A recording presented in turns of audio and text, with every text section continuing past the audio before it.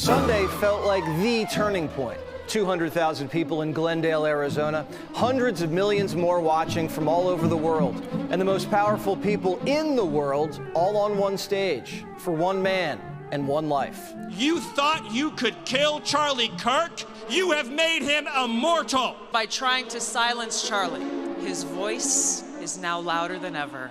Charlie waged war not with a weapon, but with a tent, a microphone, his mind, and the truth. And the gates of hell could not prevail against him. It is better to die a young man in this world than to sell your soul for an easy life with no purpose, no risk, no love, and no truth. I think we found an answer to autism. How about that? Autism. Tomorrow, we're going to be talking in the Oval Office in the White House about autism, how it happens, so we won't let it happen anymore, and how to get at least somewhat better when you have it. I have a dream. Can't keep his hands to himself. Think I'll dust him off, put him back up on the shelf. Cause Charlie Kirk's wife is in need. Am I coming out of left field? Ooh, I'm a rebel just for kicks now. Let me kick it like it's 1986 now. Might be over now, but I feel it still. Everybody. Ooh, I'm a rebel just for kicks now. Let me kick it like it's 1986 now. Might be over now, but he got neck shot still. I feel like as a society, we should be allowed to tell people to get kirked, like especially the racists. Like, come on. I should be able to go to white supremacists and tell them to get kirked. You know what I'm saying? Like, they was making fun of George Floyd for all these years. I feel like I accrued some social justice credits. You know what I'm saying? I feel like I should be able to fight back a little bit, at least. Grand night, ladies and gentlemen. I hope y'all are having a good day today and drinking your water, you know. If you wanted some good news, guess what? If you wanted some good news, guess what? Charlie Kirk ain't Jesus. I have a dream. Ain't Jesus. That cracker Charlie Kirk ain't Jesus. That man is about -10 meters tall, fertilizing the stolen land he bastardized. And his wife is getting slutted out for Donald Trump's PR campaign. You know what I'm saying? His wife getting slutted out by Elon Musk and all his political big homies right now for views. His wife getting clip farmed on Twitter, bro. Speaking in 1986, the same means of white supremacy are sadly still being used by MAGA's movement. And what do I mean by the means of white supremacy, chat? What do I mean by the same means of white supremacy are being paralleled into the modern day? Well, first of all, did you see Trump's little show pandering to his Christian demographic the other day? Did you see that? Did you see Trump's little thing he did? You know. Someone said, what did I walk in on? You walked in on joy. You walked in on unfettered joy from a black individual. God forbid a black individual have a little bit of joy that a white supremacist got kirked. But you see, bigotry is a very powerful tool for elites, especially when this bigotry is poised as a shield for community. You know what I'm saying? Saying like, this means of bigotry will protect our community. So it's easy to see how Trump was able to insert messages of connectivity through degradation. You know what I'm saying? This is how white supremacy builds itself and has a stabilized community. If you can even say stabilized community, because that Utah guy was a white, like, evangelical. Although this was supposed to be a eulogy, it quickly devolved into a rally cry for those sympathetic to his message, right? It developed into a rally cry for those that were affiliated with MAGA and MAGA's kind of antithetical message to, I guess, an American identity that involves marginalized groups. You know what I'm saying? And now there's a projected image of a man being created who was never there. And I'm talking about Charlie Kirk. There's a projected image of somebody being creative actively through spectacle, through these events, through these eulogies. You know what I'm saying? I want to assure the audience that I don't think Christians are trying to make a Jesus Christ out of Charlie Kirk, nor do I think they can. Like, boy is lame as hell. Like, that would be the lamest Jesus who ever lived. Like, imagine the passages for him. Like, those would be some lame ass stories. Never turned up a party with wine, never did shit for anybody except yelled at black women. You know what I'm saying? That'd be a lame. I have a dream. Is that him or a bot? That's me. I'm not a bot. That's me. Someone said, is that him or a bot? What the hell? Anyways, but rather spiritually, right? The spirituality of evangelicalism or Christianity in tandem with the globalized bigotry is being leveraged in order to create a new narrative for white identity, right? My first example is how Trump used his speech in order to justify his Chicago attacks. And if y'all don't pay attention to the state of the world, I'm gonna catch you up to speed real quick. We're gonna look at a really quick article, right, surrounding Trump and what he's been doing. This article is called "This Is Not a Joke." Chicago leaders slam Trump after president declares Chicapocalypse now, right?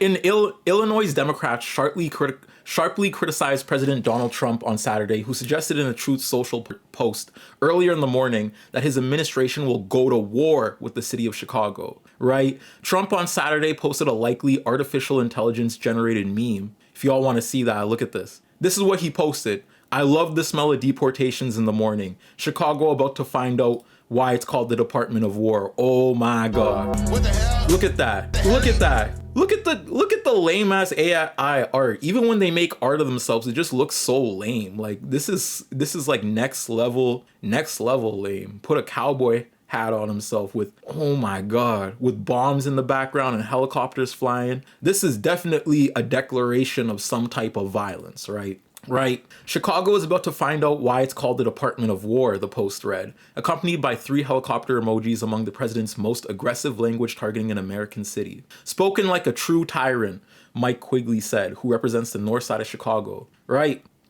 Very weird activity from this dude. Very weird activity from this dude. However, it's already deemed illegal for Trump to do this. It's illegal for Trump to use the National Guard in this way, right? And we found that out earlier in the year following LA's ICE raids. A judge literally declared it. And let me get the article up on you because I don't want to say things without y'all actually knowing.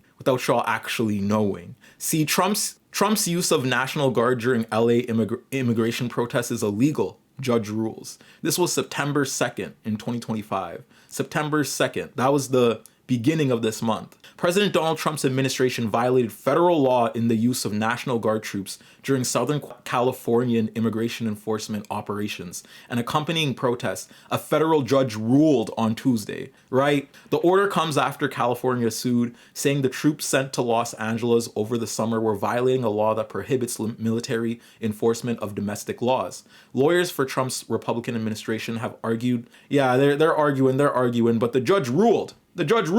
And you could read that over here. But heading into Charlie Kirk's eulogy, right? How does this tie into Charlie Kirk's eulogy, chat? Chat, how does this tie into Charlie Kirk's eulogy, huh? I have a dream. Someone said Charlie Kirk has invaded my life even more than when he was alive, right? And that's the aspect of spectacle that is being pushed, like Charlie Kirk and the image of Charlie Kirk. This image of Charlie Kirk being a martyr is a very new one, and to that degree, it upholds a white narrative that we're getting into.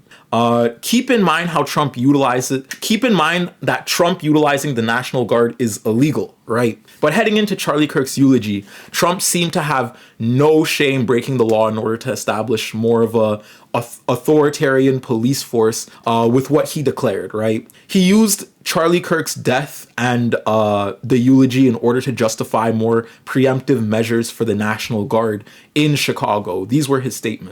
These were his specific statements. And we about to click play here. Someone said that Trump AI meme sucks, but the character he's portraying himself as is such a ghoul, bro.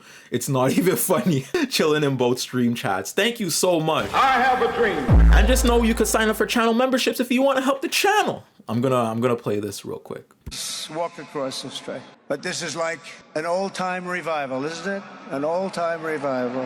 For millions of Americans, especially young people, it is agonizing and unthinkable to say goodbye to a patriot whose heart still had so much to give. It's so much. Notice the wording, notice the phrasing, and notice how Charlie Kirk's image is being contorted into a martyrship for the MAGA movement. Just notice that, right? I'm just saying, peep that. Raised in the suburbs of Chicago, Charlie was filled with a patriotic spirit from his youth, and he was an all-American in everything he did. And one of the last things he said to me is, please, sir, save Chicago. We're going to do that. We're going to save Chicago from horrible crime.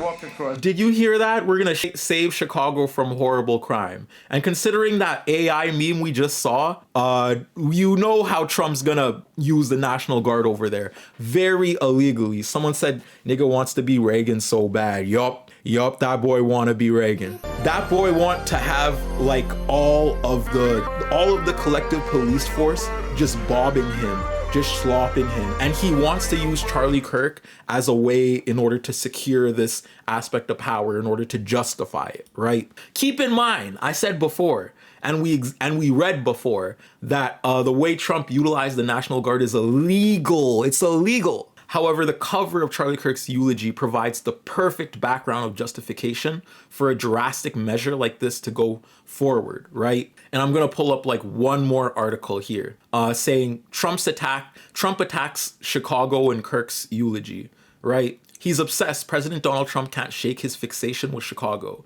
At Sunday's high-profile memorial service for Charlie Kirk, Trump told mourners that one of the last things the slain conservative activist and Illinois native said to him was, "Please, sir, save Chicago." Trump then launched into a familiar refrain saying, "We're going to save Chicago from horrible crime." His remarks about the city came just 6 minutes into his 45-minute eulogy before a packed Arizona stadium and a national TV audience, right? This is propaganda. This is a propaganda tour, and he didn't stop there. It says here, Trump later took aim at Governor J.B. Pritzker, declaring, "You have an incompetent governor who thinks it's okay when 11 people get murdered over the weekend. He says he's got crime under control. No, they don't have it under control, but we'll have it under control very quickly," right? Then he went on to go boast about his accolades when we all know what he's doing is damn illegal, right? Now I'm concerned because these connected messages of bigotry have led to a solidification of a new narrative which sees immigrants, trans people, and black people as unwanted, right?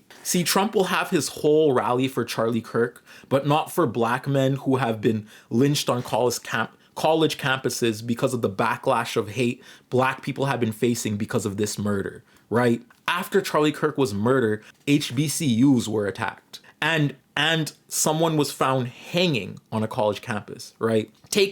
This was not a black person that committed this murder. Like the person was literally a school shooter named Tony. Like, look at this, like Charlie Kirk's murderer. Like, look at this guy, murderer. Look at this guy. That you know the NLE Choppa song? That's like a school shooter named Toby. I have a dream. That is not a black person. That does not look anything black. Not anything close. So why black people getting backlash? You know what I'm saying? Why Chicago getting backlash? Why not Utah? Why not Utah and the Christian population that lives over there? Why are they not getting a microphone put to the faces of those people, asking what it took to radicalize this school shooter? You know what I'm saying? Because that's what he was. He was a school shooter, and I'm gonna talk about him like that because that's what he was. He was a damn school shooter named Toby, right? Right? However, the backlash that Trump and his administration are allowing that blames predominantly black cities like Chicago for violent crime is enticing MAGA to take action against black college campuses. And I'm going to pull up an article really quick, HBCUs, right? Black students in colleges across the US targeted with racist threats days after Charlie Kirk's killing. Black students across the US were targeted this week by coordinated racist death threats, forcing at least 7 historically black colleges into emergency lockdowns just a day after far-right activist Charlie Kirk was killed at Utah Valley University, right? This spread all the way to New York, from Utah to New York. That's across the damn city. Wait, we ought to search this up. Look at this. That's across the damn city. Utah is over here. New York is over here. Utah is a predominantly white state. Utah is a predominantly white state over here, right? So why are black people getting attacked over here on this side of the map? You know what I'm saying? It's because of the backlash that MAGA allows, right? Now, what I'm about to play may be triggering to some, but this is the visceral reality of the ethos, the cultural ethos that MAGA has helped created in their shaping of this white narrative. And I'm gonna play this, and we're gonna be a little quiet during this and show a bit of respect. Other news, a Mississippi family is searching for answers tonight after the death of a college student. 21-year-old Trey Reed was found hanging from a tree at Delta State University on Monday. Just a short time ago, we heard from his family's attorney. Mike Sirianni shares the latest on the investigation. Delta State University, with your false narrative, you need to proceed with caution because there will be consequences for this. Hattiesburg, Mississippi attorney Vanessa Jones speaking out Tuesday as family of 21-year-old Demartravian Trey Reed listened quietly in the Grenada church Reed attended. The fresh. And this goes to show how even black suffering is so closely contained and knit into black communities, whereas the narrative of someone like Charlie Kirk being murdered, a mouthpiece for Trump, can be shared, can be a shared tragedy globally. You know what I'm saying? Like, this reached all the way to where I live. This reached all the way to where I live in Saskatchewan. This reached to Alberta. This reached to Korea. But when a black person gets murdered like this, it's almost like it doesn't matter. And you will find out that they covered it up and said that there was no foul play. You know what I'm saying? I'm going to watch this for a little bit longer. At Delta State University found dead Monday morning hanging from a tree on campus. Monday, just hours after Reed was found, the university announced. At this time, there's no evidence of foul play. Reed's family outraged after. Notice how they put a black person in front too. They put a black person in front to announce that. This is all the racial politics that America plays with. They play in our damn faces. After the backlash, after the MAGA hate, right? The MAGA hate, which spurs anti-blackness, killed this person, right? They're gonna put a black person in front to tell us that there was no foul play during a lynching, right? Notice how they play in our damn faces. Chat, they playing in our damn faces in 4K HD, damn. It actually sucks. What the hell? It actually sucks, right? Now you may be asking, right, why are black people attacked? This is kind of stupid, right? And if you're asking that, you're a rational human being. This is stupid. However, it makes sense. Charlie Kirk helped propel Donald Trump to power by leading Turning Point USA, an organization with over 300 chapters worldwide that spews rhetoric which demerits the rights of black people globally, right? So that's why a Canadian like me is even concerned about this going, is even concerned about the eulogy, right? I would not be concerned about the eulogy if Donald Trump was not spewing his MAGA propaganda, but that MAGA propaganda is gonna get a lot more people hurt, right? Even though this is happening in America, the MAGA movement is globalizing in and of himself, in and of itself. Like Donald Trump, during his speech, shouted out Calgary, and I want y'all to see this. Charlie's death, we've seen how his legacy has touched so many millions around the world. In Calgary, Canada, thousands gathered at City Hall to sing the American national anthem and raise up posters with the name Charlie Kirk. In Seoul. And if y'all don't know where Calgary is, this is where Calgary is, right? This is where Calgary is in Canada. If y'all haven't seen Canada, we have provinces. It reached all the way here to Alberta in Calgary. There was also one in Edmonton, and there was also a couple in Saskatchewan here, right?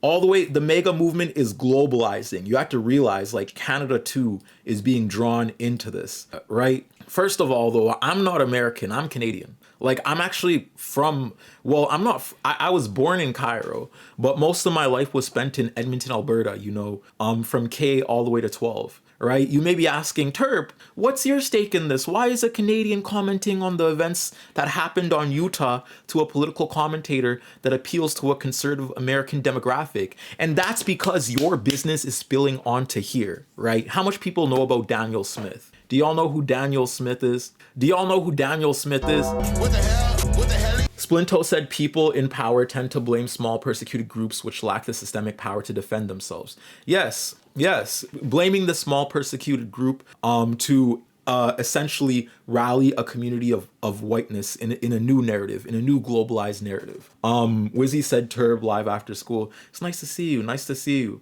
Someone said, Turb, come back to Edmonton. Maybe one day, well, maybe one day. I'm not actually that far, and my family still lives there. But this is who Daniel Smith is, right? Premier of Alberta. And Calgary is in Alberta. Edmonton is the capital, but Daniel Smith here is from Alberta. This is their Instagram page. And recently they put a post up specifically memorializing Charlie Kirk, right? They put a post up memorializing Charlie Kirk on their national Instagram, but they won't put a post up about the people murdered in their city by police. They won't put they won't put anything up about Indigenous people murdered by the RCMP, but about the missing and murdered Indigenous women. You know what I'm saying? Whenever we have Indigenous or Black people go missing, we don't even most of the time get Amber Alerts for them, right? But Daniel Smith will take someone, a conservative person from America, right, that has no place in Edmonton, no place in Canada, like never went to any school. They don't know where White Ave is. They don't know what the ranch is. They never got down on White Ave. You know what I'm saying? This boy never showed up to McEwen or U of A, right? But this girl's gonna have her full support behind him, saying, "I'm saddened and horrified by the shooting at Charlie Kirk. Our hearts are with Charlie and his family. Political violence has no place in a free and democratic society and must be condemned without reservation." Right? Even though that same political violence is enforced on Black communities in Edmonton, in Indigenous communities in Edmonton, right? After the events of yesterday, she put that up on her. After the event, she put that up on her Instagram. And for context, when Matthios was shot by police in Edmonton last summer, Daniel refused to make a statement, right? When we continue to we top charts. Edmonton as a whole tops charts in statistics related to homeless deaths when it comes to winter. But Daniel Smith refuses to make statements or even set up any type of safe space for the people inside of her city. But when someone that spews racial hatred and queer division under the guise of community dies, she posts this, right? So why is it so much more important than people in Edmonton's own community? Right? Like I said, though, the provincial and national lines are starting to distort in order to create a new white narrative to bend around or to reframe the message of white nationalism that's present. And Charlie Kirk's death is benefiting the narrative of MAGA through the chapters it's helping instate globally. One of the new ones that are going to be instated are in Alberta. And I want y'all to see this. I want y'all to see this dick eating, right? This is from the TikTok account called the Republic of Alberta, right? And this happened during Calgary's eulogy for Charlie Kirk. Going through the legal process to officially, as of today, we are going through the legal process to officially start Turning Point Alberta. And I want to share something with you that I found today, and I believe it's Charlie's last message to us all before we leave. First, I want y'all to recognize the dick eating. Like, look at this dick. This is generational dick eating. That American flag on him. This guy's from Calgary, right? Everyone here is from Calgary. No one here is from the US of A, right? Someone said a province where you can earn 6 figures with a grade 6 education doesn't attract the best and the funny comment, right? But even everyone in the comment is grilling this guy. Oh God, this is so embarrassing, right? Alberta is more American than California. Why is there only about 20 people there? Why does he have the American flag on, right? This is generational dick eating. The American flag, while you're calling yourself Canadian, cheering about installing a new chapter of Turning Point USA, right? So why does it suck that a Turning Point USA chapter is being instated in Alberta, you may ask? Like, why does Turning Point USA so toxic? And why is Charlie Kirk being remembered in this way, right? Well, on race, Kirk was blunt and dismissive, it says here. He denied the existence of systemic racism, called white privilege a racist idea, and vilified critical race theory as dangerous indoctrination. In one speech, he called George Floyd a scumbag, showing open contempt for a man whose death triggered a national reckoning on race and policing. On top of that, sorry, I had my things messed up, chat. But on top of that, Charlie Kirk, when George Floyd died, was pushing this propaganda that George Floyd overdosed on fentanyl, and pushing away the systemic reasoning for George Floyd's death, be it the officers kneeling on his neck and tearing it away to somewhere else. And then on top of that, demonizing his daughter, attacking his daughter for years, right? Him, Candace Owens, and all his buddies in Turning Point USA all did that, right? And that's why it says here, inside the Turning Point USA, the culture reflected the same hostility. A New York investigation described the workplace as difficult and rife with tension, some of it racial. One African-American staffer reported being the only person of color when hired in 2014, only to be fired on MLK Jr. Day. I have a dream. Bro was the only black person there, and then he got fired on MLK Day. I have a dream.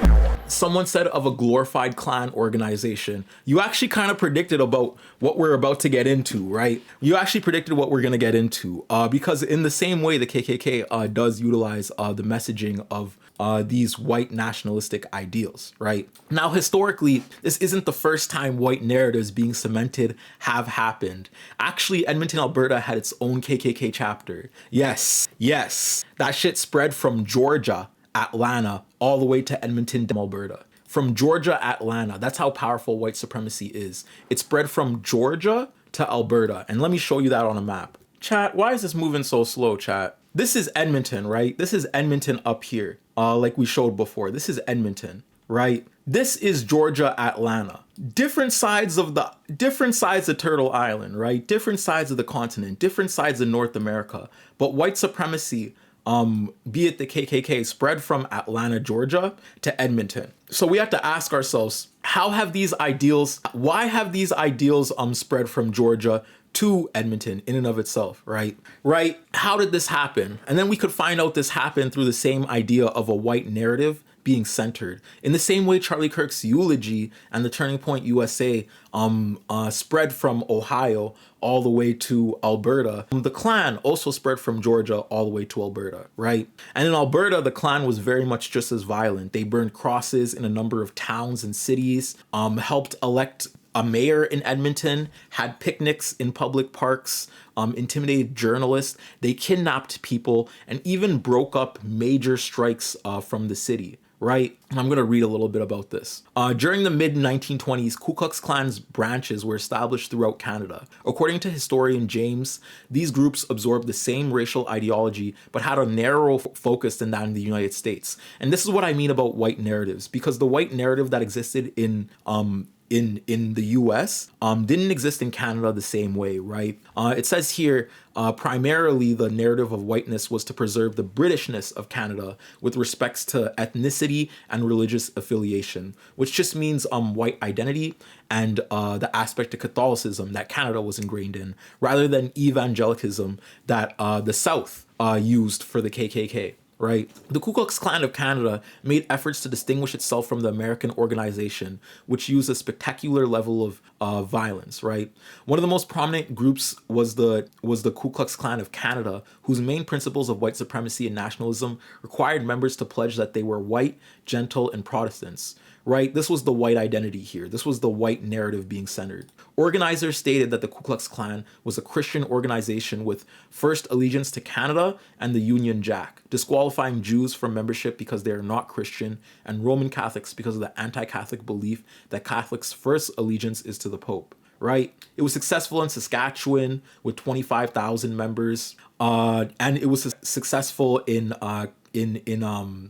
places like Ontario, in Toronto, in Vancouver too. It was successful here because of that white narrative. But see, the white narratives in Canada, like I said before, they differed from white narratives found in America. First of all, Canadians saw themselves as British and Gentile, wanting to preserve that culture in their white ranks, right? And the political organizers, be it the KKK leaders, like Maloney, used this white narrative in order to build his ranks and gain power in places like Alberta, right? The same way people are using Charlie Kirk and his martyrdom along with the idea of Catholic values or Christian values in order to gain leverage in Alberta and set up branches in Alberta, right? I'm seeing the same usage being applied with Charlie Kirk, basically. So why does this matter, right? This is because Black history and centering marginalized history matters. White narratives contort this history, right? Black people have lived in Edmonton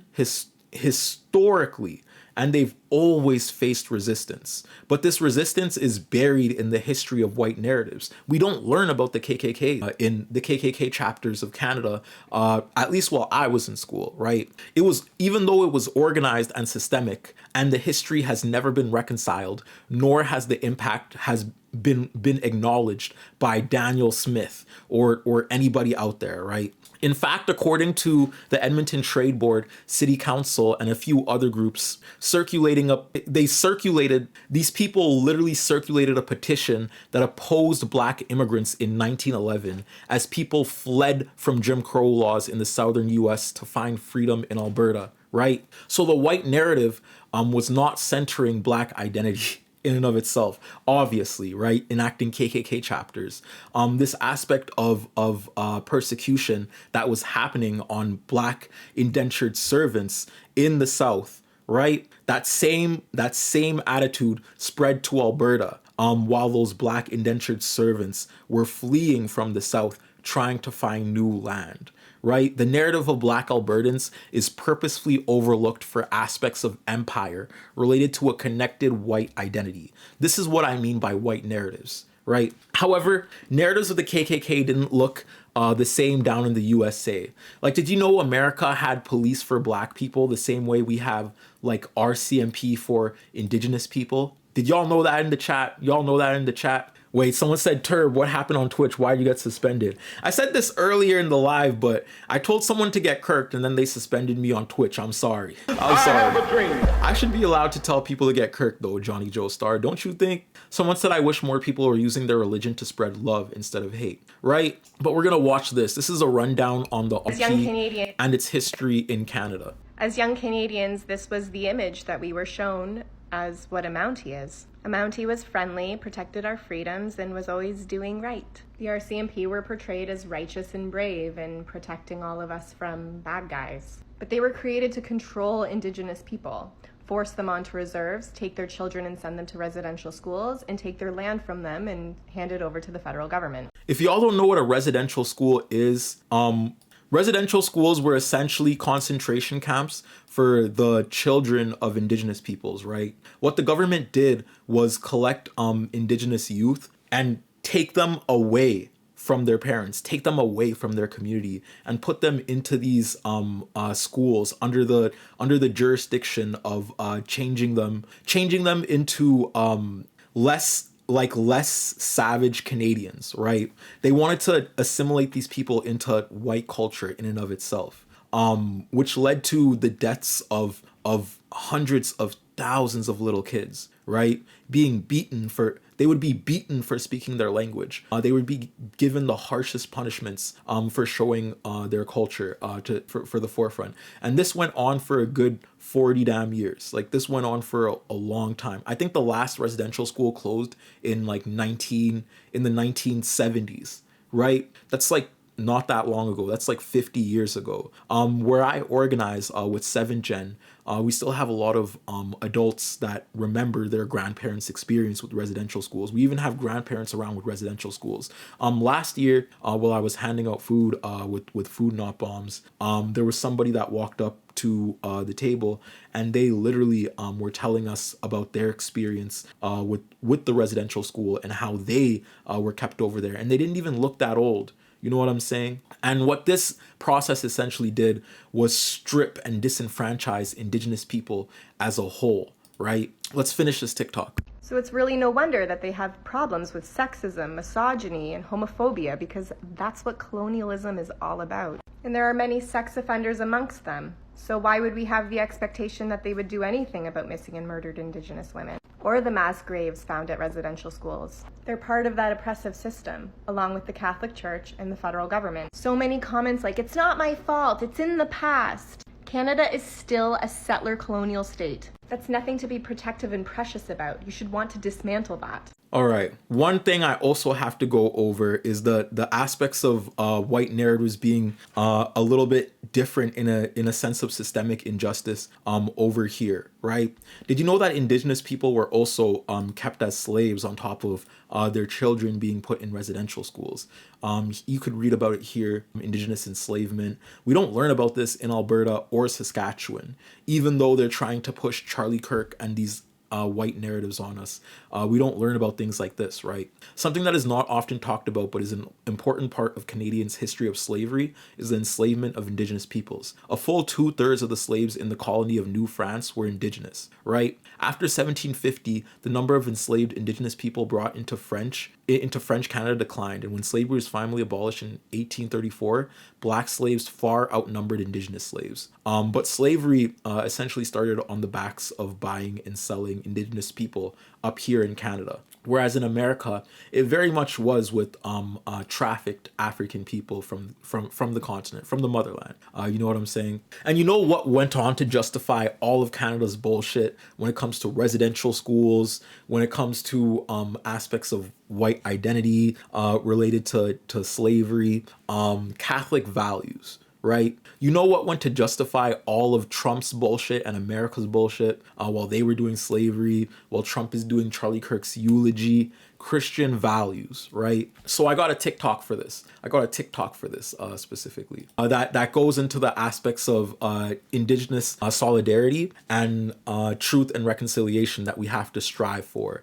But I want y'all to know that the aspects of white narratives being centered is a criminal injustice for this reason, right? For this reason that this indigenous matriarch is about to get into. Ran away from here. Many of them did not make it home. Many drowned in this river, tried to swim across. Those children are not accounted for. Evelyn Camille is a survivor of Canada's Kamloops Indian Residential School. Huge numbers of Indigenous children went missing there, and in 2021, a mass grave containing the remains of 215 children was discovered on the former school's grounds. That was a shock to our system. It opened up the wounds again. So hard to know that these are babies that are there. A commission called Canada's residential school system cultural genocide. Indigenous children were taken from their homes, converted to Christianity, and forced to assimilate. Some schools used forced labor for industrial work. The schools were government funded and church run,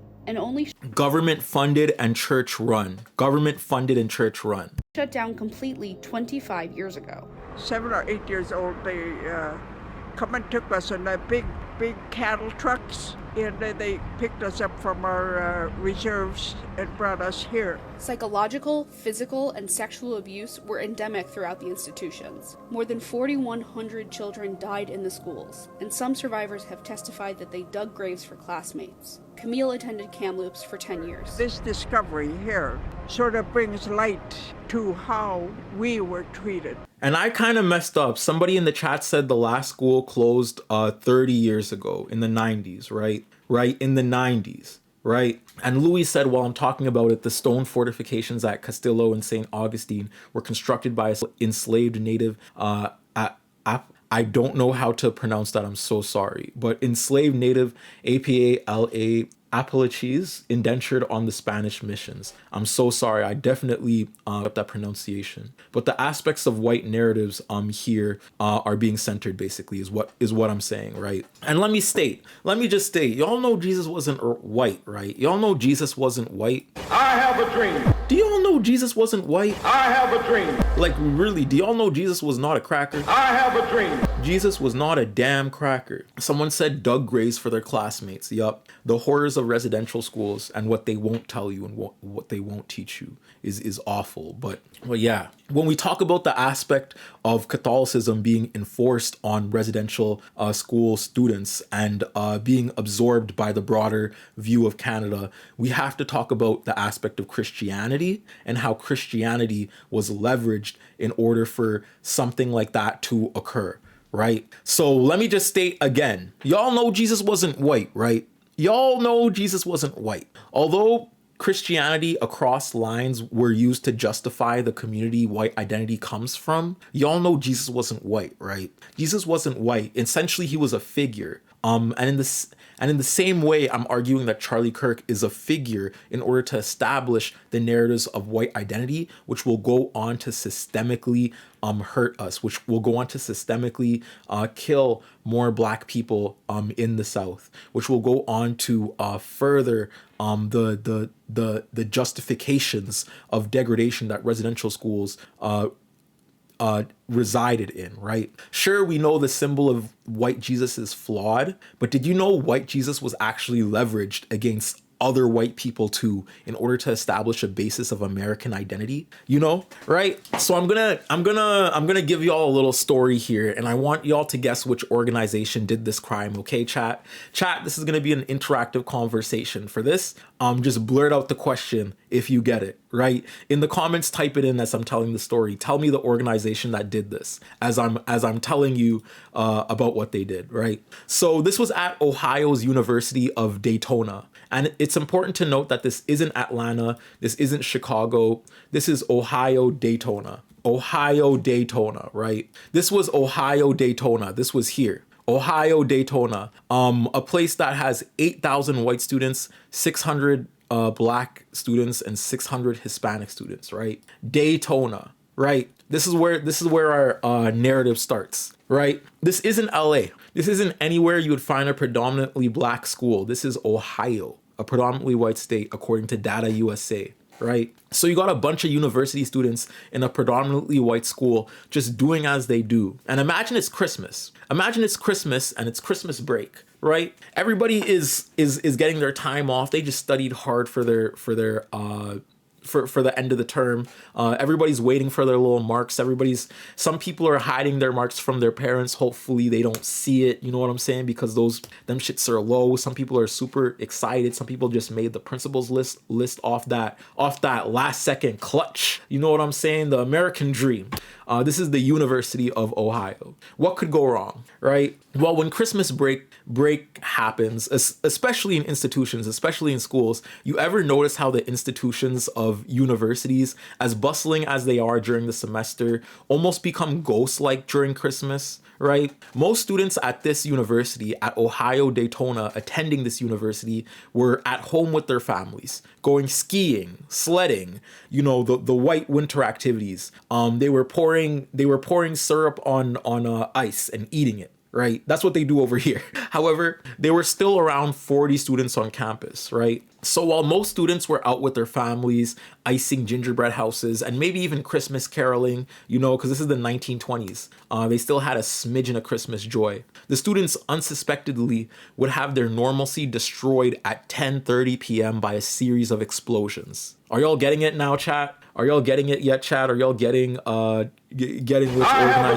which organization did this shit? So at 10:30, the Ohio school, the predominantly white Ohio school, was faced with a series of explosions across campus, right? And like I said, this was an empty husk of a university. Imagine being a student there and hearing boom, boom, boom, boom, boom, boom from all directions as 12 bombs go out through the campus, right? Imagine being a student panicked on a day where the warmth of Christmas normalcy should be keeping you at ease, running around wondering what the damage is. Then when you reach there and get to the edge of campus, you notice something. There's cars, there's hoods, and a flaming cross. Can you guess who this was, chat? Who uses the Klan, the KKK? Up, y'all got it. I have a dream. The KKK, right? They were confronted by several hundred Klansmen screaming threats from 40 to 50 cars, right? Now, we may be asking in the chat, don't the white supremacists love the idea of white students experiencing the American dream?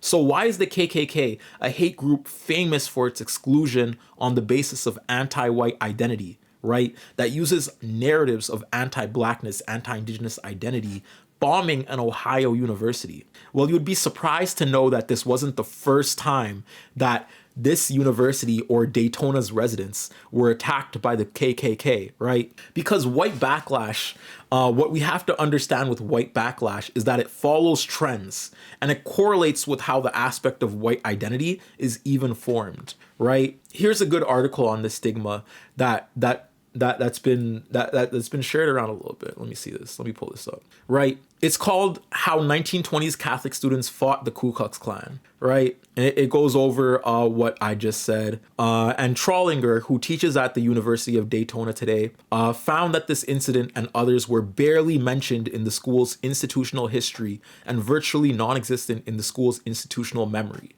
Right? How does an institution forget an exciting, even heroic story such as this, with students and residents pushing out the KKK while they're trying to bomb the school, right? More to the point, why did the University of Daytona fail to remember 3 years of dramatic events that included cross burnings, a bombing, and multiple instances of students confronting hooded invaders, right? Right. This is because Daytona had a significant minority of foreign-born residents from Central and Eastern Europe. Many were Catholics, and the University of Daytona, set up in 1850 as the St. Mary's High School for Boys, had a few hundred students by 1923.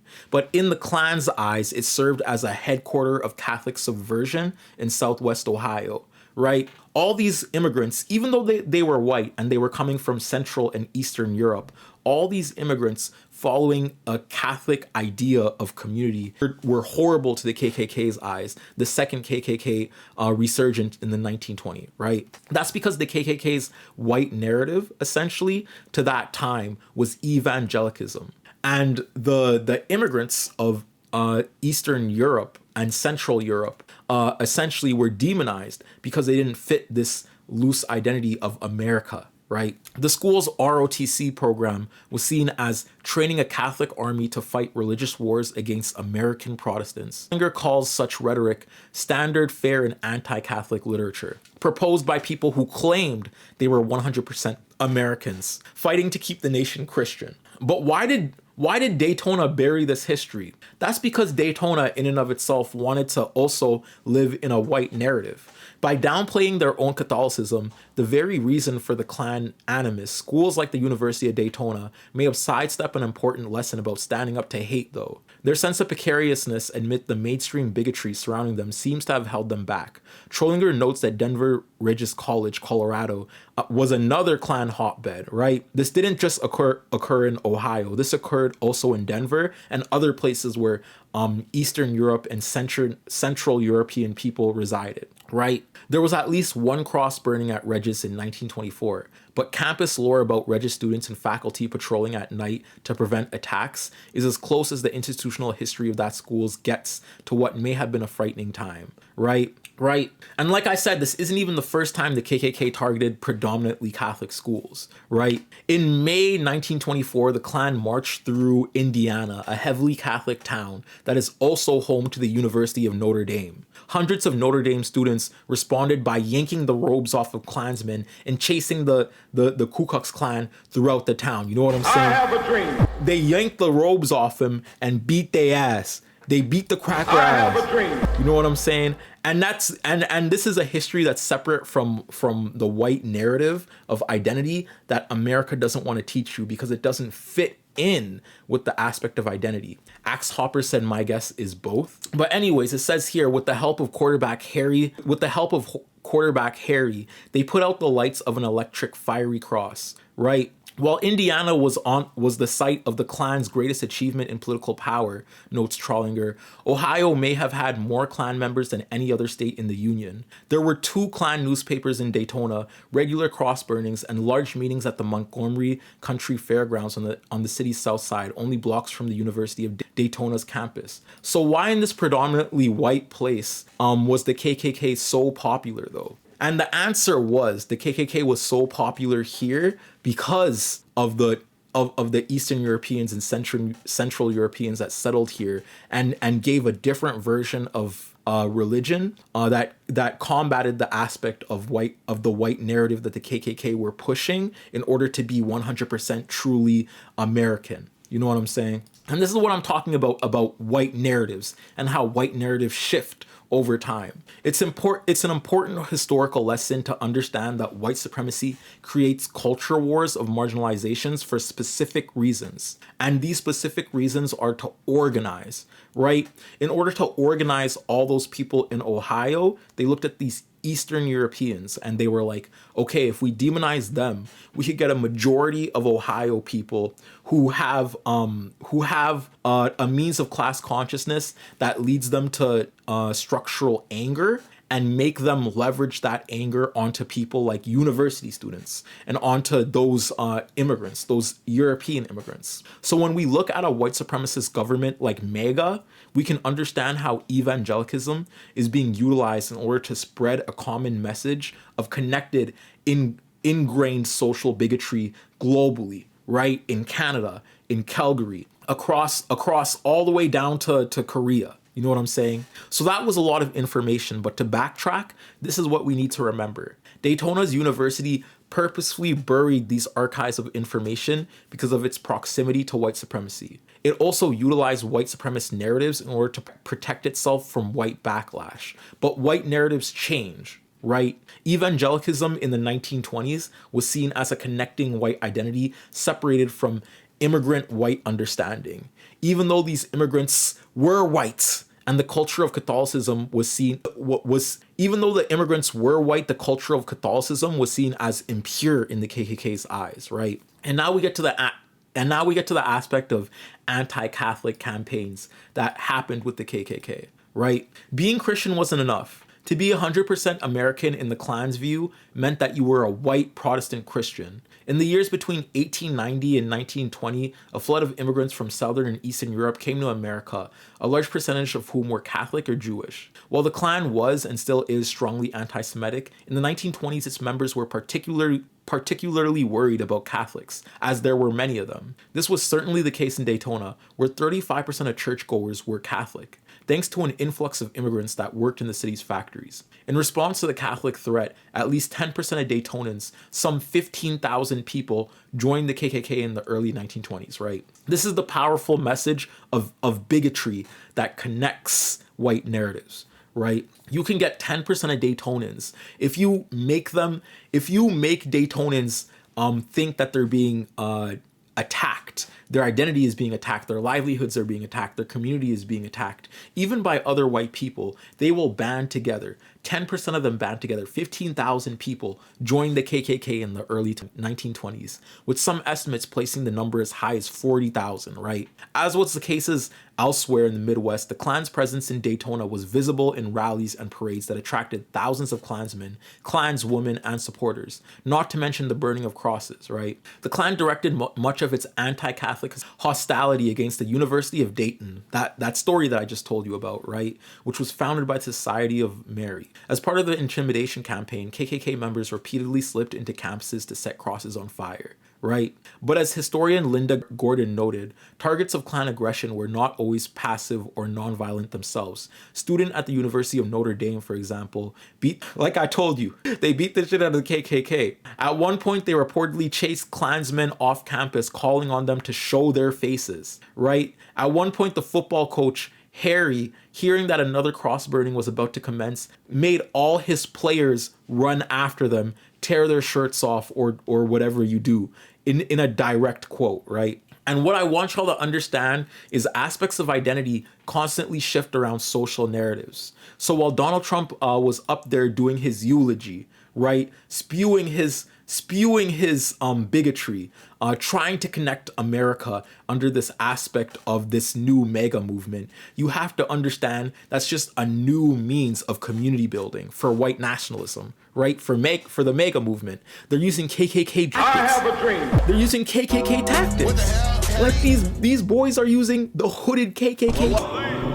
Do y'all understand how cooked we are as a nation when Trump is able to go on top of stage, restructure the narrative of white identity to whatever he sees fit, throw out a whole speech while there's Catholic preachers up there, while there's evangelical preachers up there, while there's all these different sorts of preachers up there, Donald Trump is able to go on top of there and be like, well, the left, right? And have the whole MAGA viewer base rally around that and take that message out of it, the fuck the left message, or even talk about Tylenol and autism and have the whole MAGA viewer base believe him and absorb that lie, absorb that narrative, right? What I want y'all to understand is the aspects of identity, like I said before, constantly shift around social narratives that we live on a day-to-day basis. The reason why the MAGA movement is able to hop on stage and play in our faces while increasing anti-black rhetoric and getting more black people lynched, right? Increasing this bigotry is because that bigotry is seen as a shield for white identity, right? Even though that shooter was a white boy named Tyler from Utah. It's because the social order of anti-blackness is what connects this new white supremacist group, right? The social order of anti-trans identity, the social order of anti-immigration, right? We have to remember that Charlie Kirk, in and of himself, is being utilized in order to push the message of MAGA further and further and further. And there's a good TikTok that I want to end off on. I want to end off on this TikTok, which talks about why the Charlie Kirk murder will affect the MAGA movement so drastically. Because the aspect is Charlie Kirk, in and of himself, is one of a very few MAGA thought leaders. There's not that much MAGA thought leaders out there, actually. And Charlie Kirk dying and becoming a martyr for MAGA is very beneficial for the movement for very specific reasons. Someone said, Avery Higgins said, man said I hate my enemies, right? Man said I hate my enemies. Wait, I gotta pull up that Twitter clip. Right? You got to hear what this person says here. You got to hear what this person says here. Asked for advice. Charlie replied, the left. I call it the radical left. I call it sometimes the radical left lunatics. But Charlie didn't say that. He called it the left. He was probably right, but I can't help it. So he said the left, radical left lunatics.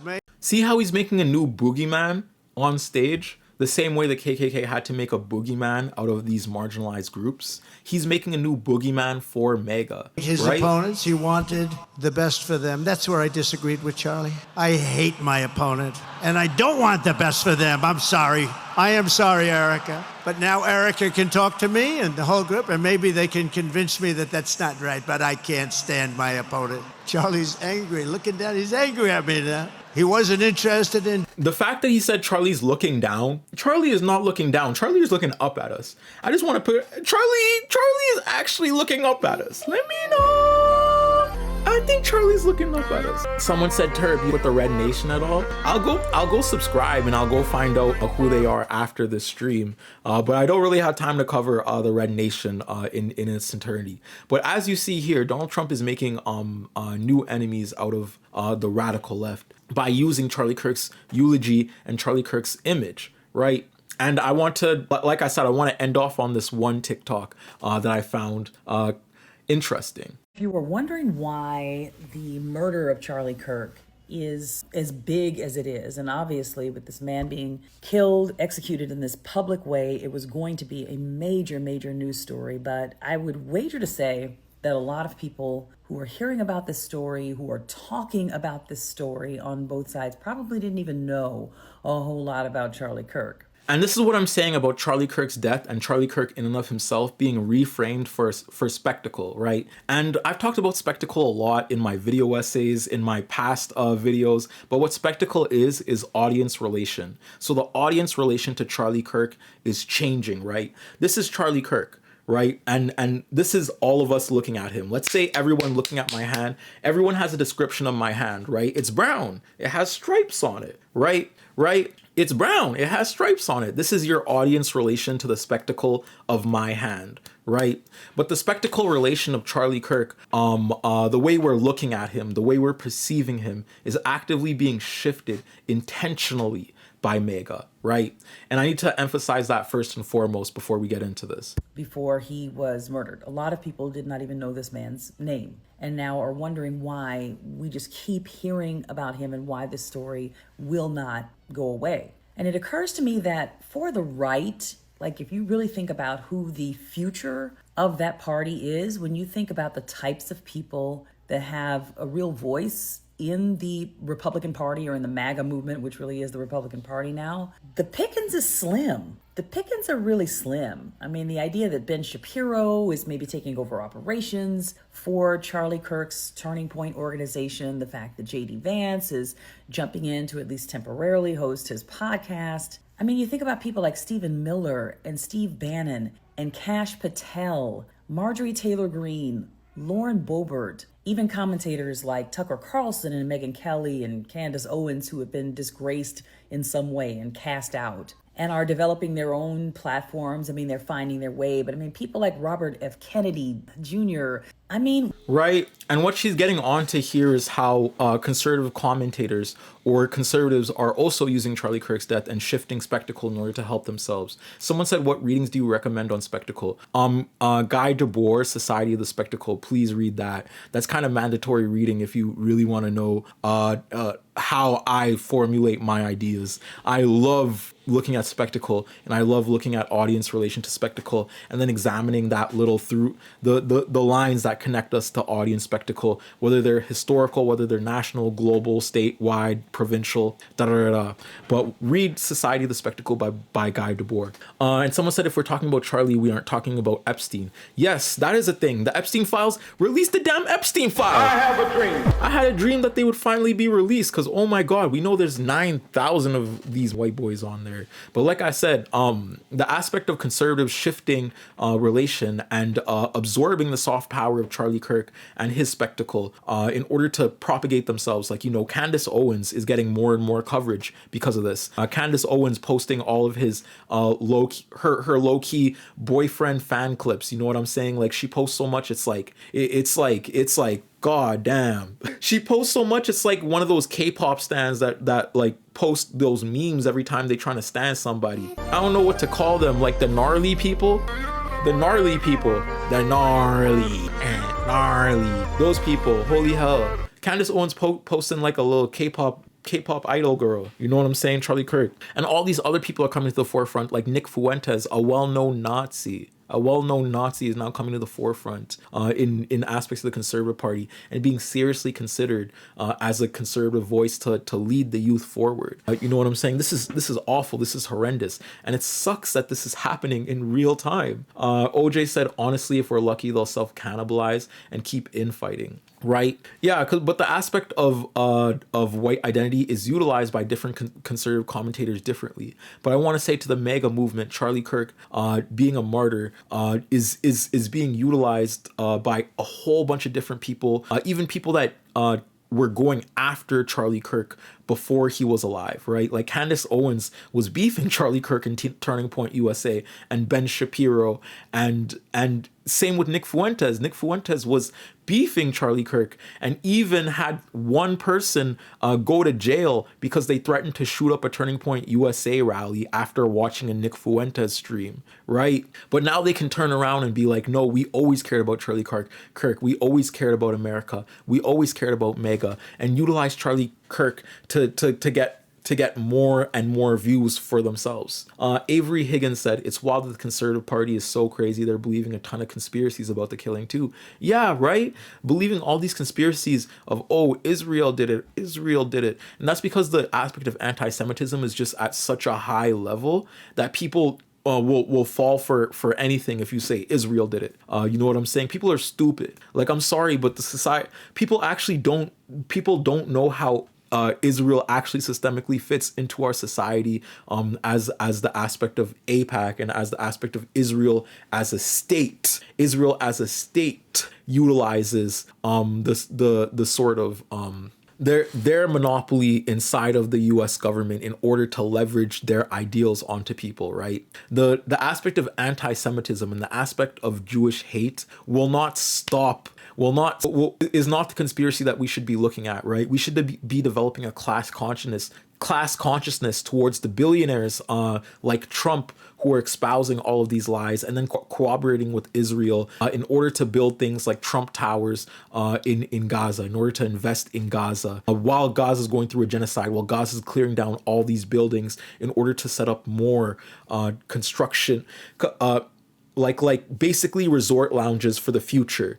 right, for that these billionaires will be directly funding. Like Trump will have a Trump Tower in Gaza after the genocide is said and done if we don't denounce the billionaires, right? They want you to look at Jewish people and then blame Jewish people and not blame the billionaires and not blame the people who are instrumental in the fabric of destroying Gaza, right? Someone said it's so sad how they operate. They really take the people they support at their word and don't do any investigations themselves, right? Right. But let's finish this. Let's finish this. You really think about it, what is the future of the MAGA movement? Who is the future of that party? Who do they have that's not like fresh off the island of misfit toys?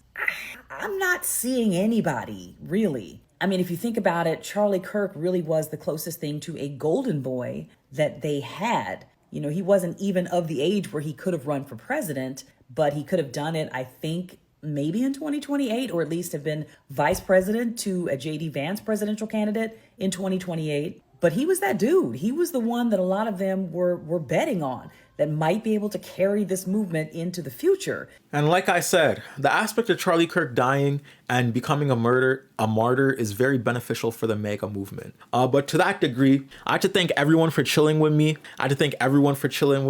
If you'll want to support, remember that the Ko-Fi is here. I'm going to be streaming again. I'm going to be streaming a couple more times this week. I have a couple more lives planned. So make sure to turn the notifications on, leave the bells on, subscribe to the side channel to become a channel member if you want. There's membership only videos already out there, and I'm going to be doing a couple membership only like live streams and all that. So just know it's been nice watching this side channel grow. We're now at 10K subscribers, actually, a little bit over 10K subscribers on the side channel. Even though my main channel, like I have a plaque for my main channel, like we hit 100K on the main channel, but this side channel is growing faster than the main channel. So it's nice to see y'all like coming through and listening to me talk like I'm Black Hassan or something, like, you know what I'm saying? Like, what the hell? But good night to everyone. Good night and stay woke. Good night. Have a good sleep, but stay woke. You know what I'm saying? And to that degree, I'm gonna send hearts to everybody in the chat. I'll see y'all later, and peace.